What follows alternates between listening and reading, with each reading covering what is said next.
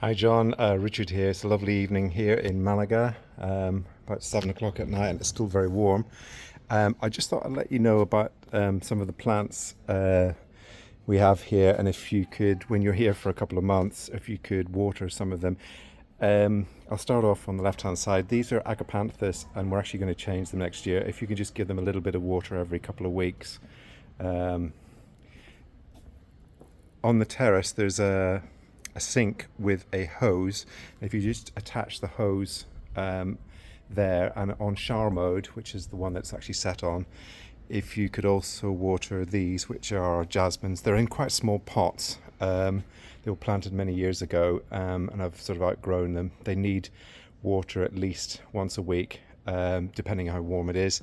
And also we have an Australian bower plant around the corner, which is quite healthy. If you could give that some water as well. All of them, if you can give sort of like 10 seconds on shower mode a week, something like that, or maybe a little bit more than once a week.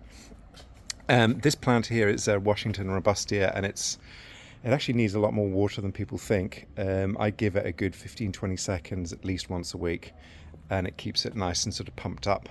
That succulent there, you don't really need to water very much. It needs very little. These are Madagascar palms. They don't need very much water in the winter, and you will see leaves falling off these. In the winter, they lose all of their leaves, maybe once a fortnight or something if you give them a little bit of water.